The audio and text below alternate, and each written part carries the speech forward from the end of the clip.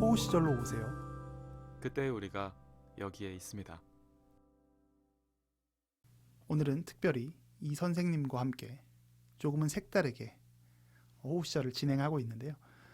이야기를 하다 보니까 문득 궁금해지는 게 이 영화는 똑똑한 사람들이 모여있지만 합리적이고 이성적인 선택만 하는 것은 아님이 정말 수시로 나타나고 있는 것 같아요.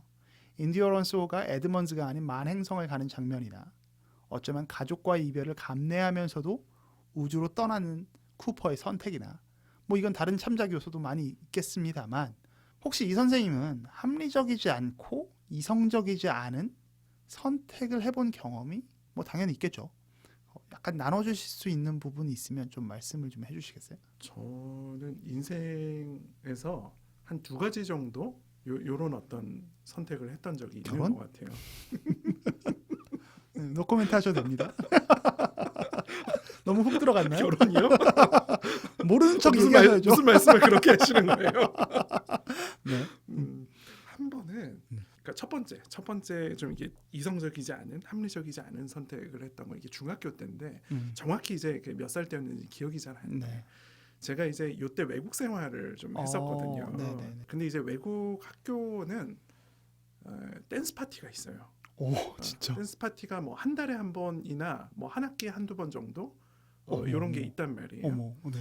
그러면 이때 이제 정말 마음에 가는 사람에게 뭐 고백을 하기도 하고 어쨌든 약간 쭈뼛쭈뼛해도 어프로치를 하는. 그쵸. 이때만큼 이 사람과 가까워질 수 있는 시간이 없는 거죠. 그러니까 노골적인 표현을 해도 되는 장소. 그렇죠. 뭐 고백을 노골적이라는 하게 게 되기도 하고 가까이 가서 이게 그 Shall we dance 하는 거니까. 그쵸. 이제 네네네. 그 뭐라 그래 가까이 가서 이제 나와 이렇게 춤을 추시겠냐라고 네. 이제 이야기를 할 수 있는 그런 어떤 상황인 거죠. 그래서 제가 이제 흠모하던 좋아하던 어떤 여성 학생에게 네. 가서 이제 춤 신청을 하고 이게 춤을 췄었어요. 어떤 춤을 추셨나요? 왈츠? 탱고? 브레이크 댄스요.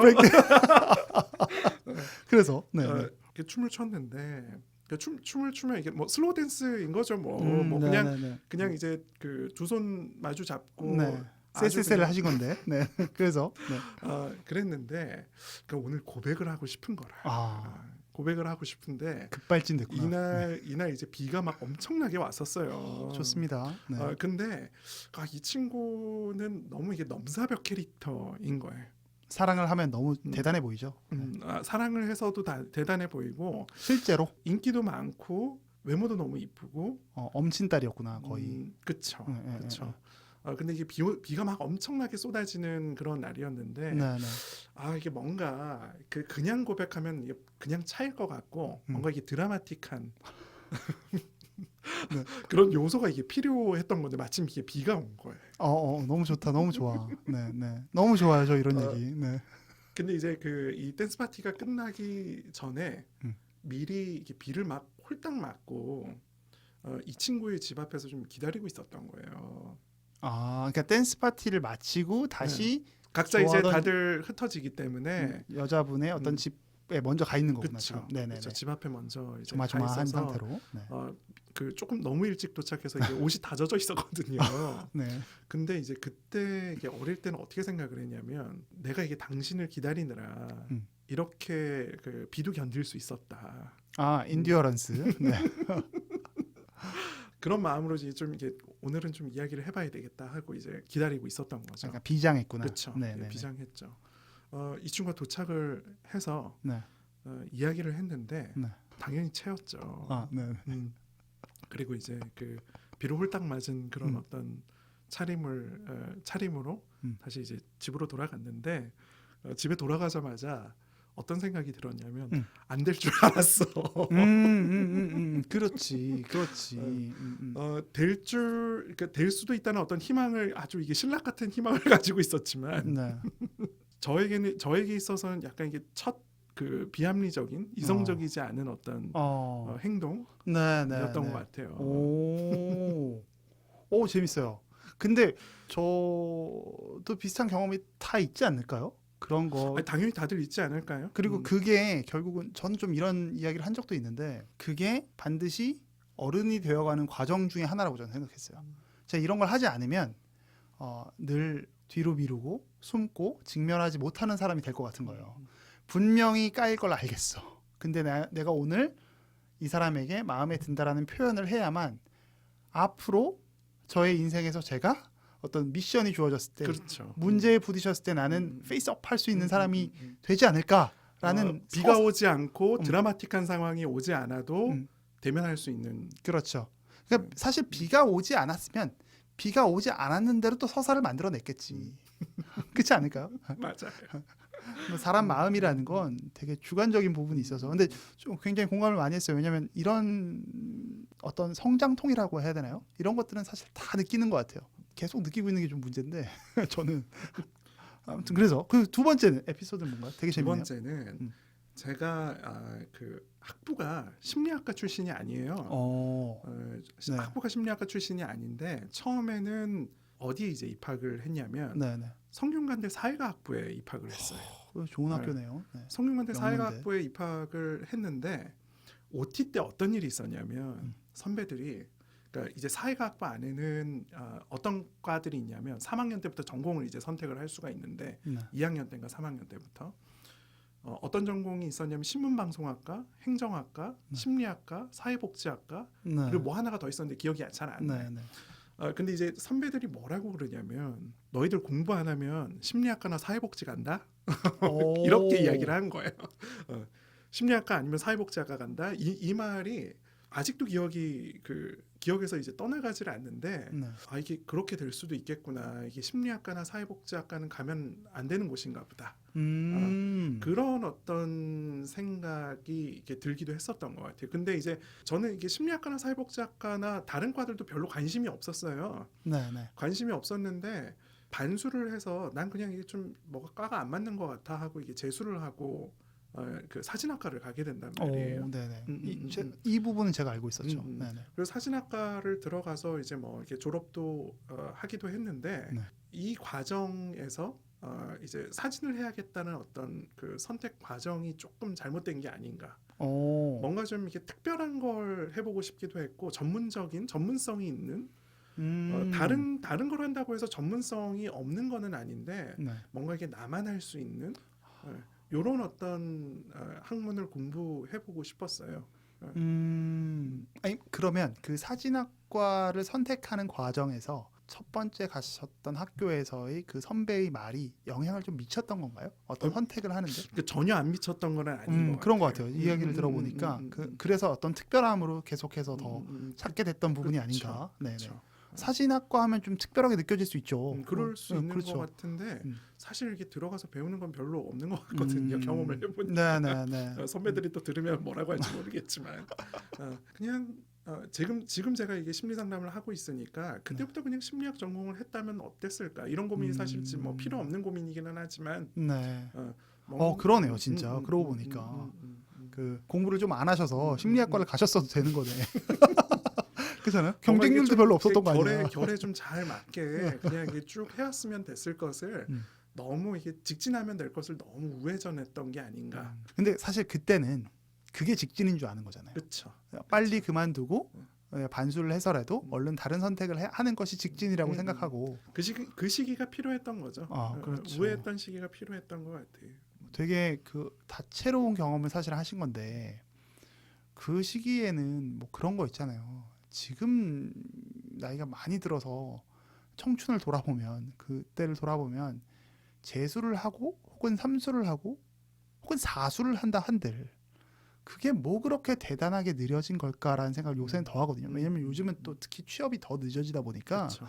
그런 것들을 생각하게 되는데 그 시대 때만 해도 그 1년이면 인생이 지각 인생이 되는 것 같다. 뭐 이런 고민들을 저도 했던 것 같아요.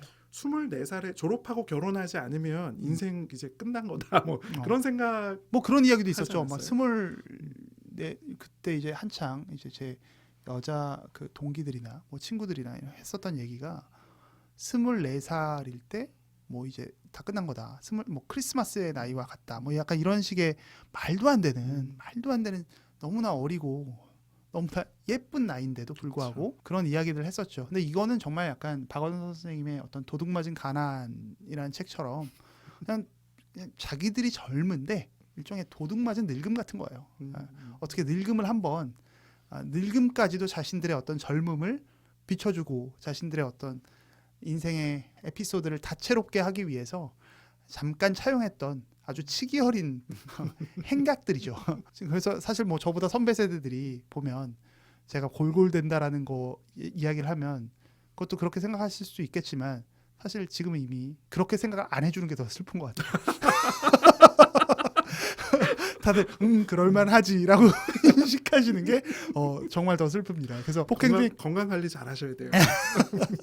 오늘도 이제 녹음실에 오자마자 원래 저랑은 이제 잘 알고 있는 이제 형이니까 형님이 어디가 아프니? 혹은 너무 피곤한 거 아니니? 컨디션이 괜찮니라고 자꾸만 본인 걱정부터 하시지 저 제 걱정부터 하셔가지고 제가 화들짝 놀랐었는데 이렇게 다 드러나고 있습니다.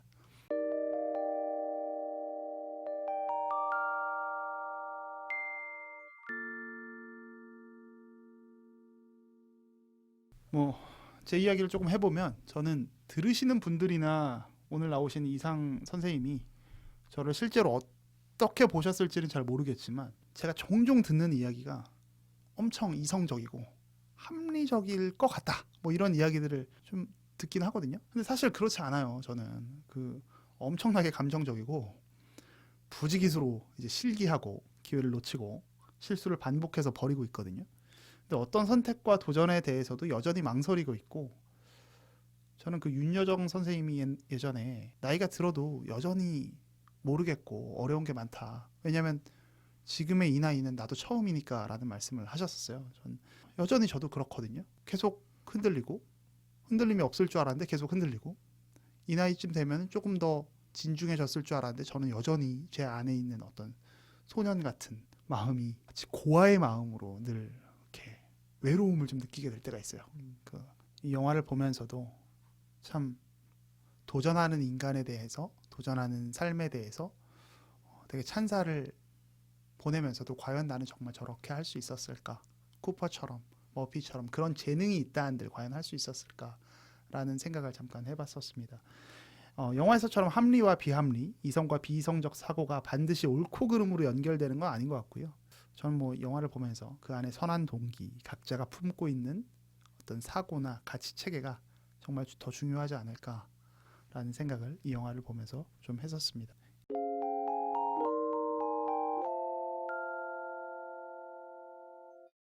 (21세기) 가장 핫한 감독이죠. 크리스토퍼 놀란 감독. 호우 시절에서는 그의 영화 다크나이트를 이미 한 번 다뤘고 오늘은 상담심리 전문가, 왜 이렇게 제가 발음이 안 되죠? 전문가 이 선생님을 모셔서 발굴 중에 있는데요. 오늘은 영화의 명장면을 한번 짚어보려고 해요. 선생님께서는 어떤 장면을 선정하셨나요? 밀러 행성에서 네네. 밀러 행성 이야기가 자주 나오네요. 그 밀러 행성에서 이제 돌아오니까 23년 정도 맞아요. 가 이제 흐르잖아요. 네네. 그러면서 이제 지구로부터 이제 온 영상물들을 이제 쿠퍼가 보게 돼요. 메시지들을, 지구에서 온 메시지들을. 톰이 이제 이게 장성한 이게 어른이 되고 아이가 있는 것도 이제 알게 되기도 하고. 아, 그렇죠. 근데 이제 머피가 처음이자 마지막으로 이게 메시지를 이제 하나를 보낸단 맞아요. 말이에요. 그러면서 오늘이 아빠가 떠난 나이에 동일한 나이가 됐다. 동일한 나이가 됐다 하고 이제 머피가 이제 메시지를 던지는데 그렇죠. 그러면서 이제 약간 원망 섞인 그런 말들을 하게 되는데 쿠퍼가 그때 막 이렇게 눈물을 흘린단 말이에요. 맞아요. 이 장면이 가장 저에게 좀 뭉클했던 것 같아요. 왜요? 그리고 유일하게 이제 전체 영화 장면에서 매우 이게 감정적으로 흔들리는 진폭이 좀 있었죠. 진폭이 있는 그런 어떤 장면이기도 하고 쿠퍼가 이제 환대를 받으면서 이제 떠난 거는 아니지만 그렇죠. 그 메시지를 보면서 이제 딸이 날 이렇게 미워하고 있구나, 원망하고 있구나, 원망하고 네네네. 있구나. 그런 걸 이렇게 좀 느끼는 감정인데 이거를 쿠퍼 동일한 나이가 돼서 이거 보는 게 어떤 마음일까? 나의 어떤 실수로 인해서 지금 이게 동갑이 돼 버렸다. 네. 딸이 나이가 더 들어버렸다. 그리고 지구에서 고생을 하고 있다. 네. 나는 어떻게든 좀 이 사태를 이제 좀 해결하기 위해서 나왔는데 뭔가 이게 한 거는 아무것도 없이 20년이 이제 지나가 버린 거예요. 그리고 지금 손을 쓸 수도 없고. 그렇죠. 네. 그 메시지는 또 지구로 전송이 안 되는 그런 그렇죠. 어떤 상황이기도 하고 지구에서는 생사 여부를 또 알 수가 없는 그렇죠. 그런 상황이죠. 너무 이게 답답하고 무력감을 느낄 수밖에 없는 현실이죠. 그렇죠. 이게 사실 아까 초반에 이야기했던 거의 뭐라 그래야 돼요. 도끼자루 썩는지를 모르고 이게 시간이 간 그런 어떤 상황이기도 하거든요. 알고 보니 돌아와 보니 사람들이 다 늙어 있고. 이런 장면이 여타 어떤 다른 영화에서는 볼 수 없었던 장면이기도 한 것 같아요. 그렇죠. 그러면서 너무 가슴 아프고 슬프고. 혹시 그게 이제 딸을 두고 있는 있어요. 아버지의 어떤 마음에서도 비롯할까요? 그 딸이 없었다면 난 이 장면을 어떻게 봤을까? 사실 이게 딸이 나오기 전에 이 영화를 영화관 가서 봤었거든요. 그렇죠. 그때는 눈물이라고는 전혀 없었어요. 이게 재밌다, 재밌네 하고 이렇게 봤었는데 그 이번에 이제 이걸 다루기로 하면서 이제 이렇게 영화를 보니까 이게 눈물 철철 철인 거예요. 그러니까 경험은 삶에서의 경험은 감정도 분석해서 보는 게 아니라 그대로 마주하게 하는 힘이 있는 것 같아요. 네. 확실히 저는 아기를 결혼을 안 했으니까 뭐 당연히 아기도 없겠지만 아이를 낳고 기르는 사람들이 진짜 어른인 것 같아요. 결혼을 한 친구들보다 결혼을 하는 것도 물론 뭐 성장의 한 과정이겠지만 뭔가 나의 어떤 미니미를 새롭게 키워내고 길러내고 있는 그 과정이 진짜 성숙이 될 수밖에 없을 것 같다라는 생각을 이것도 역시 머리로만 아직은 하고 있습니다. 이 방송을 저희 와이프가 들으면 그 사람들이 네가 길렀다고 오해하면 안 되는데 라는 말 할 것 같아. 하지만 여기서는 일방적으로 이 선생님의 목소리만 나가니까 그렇죠. 주장하시면 됩니다. 그렇죠. 비주얼, 제가 다 키웠어요, 여러분. 비주얼 전문가인 것처럼. 네. 형수님께서 반박 방송을 하신다면 저희가 수용하겠습니다.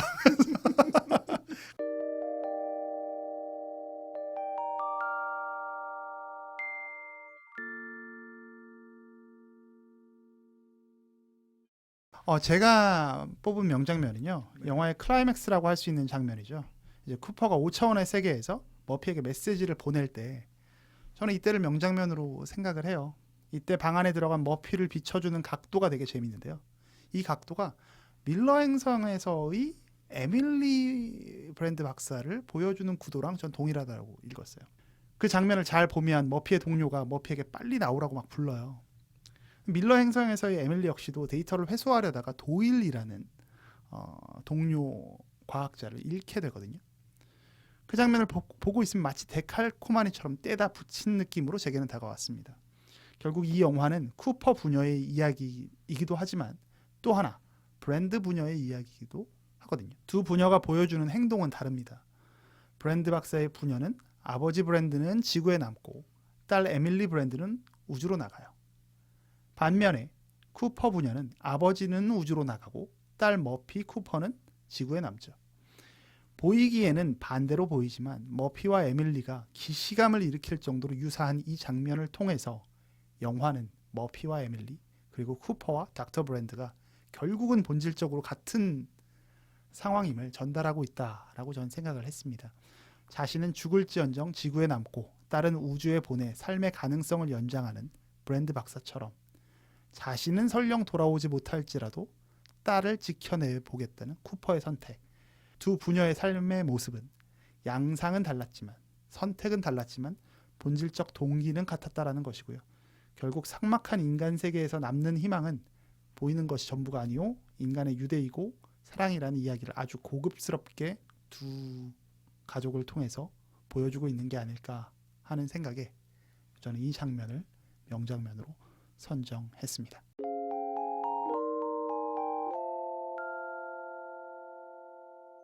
원호 씨의 명장면도 좀 소개를 해드릴게요. 원호 씨는 이렇게 표현을 했네요. 다크나이트도 그렇지만 놀란은 영화 마지막에 굉장히 힘을 주는 사람 같다. 영화를 보면서 지금까지 느꼈던 모든 감정을 한 번에 고양시키며 작품을 마무리하는 재주를 가진 사람인데 한스 짐머의 음악도 그 효과를 아주 극대화시켜주고 있고 인터스텔라 역시 불변의 명장면은 마지막이라고 역시 생각한다. 쿠퍼는 또다시 떠나는 겁니다. 또 다른 사랑을 위해서 또 다른 가능성을 찾아서 그 끊임없는 도전이야말로 과학자의 태도이자 논란이 관객으로부터 호출하고 있는 어떤 정신이 아닐까라고 생각한다라고 기침 중에 보내주셨습니다. 두 분 견해를 이게 들으니까 네네. 제가 말한 건 한없이 초라하고 아닙니다. 아니. 약간 아줌마스러워. 아니요. 원호 씨가 자리에 없어가지고.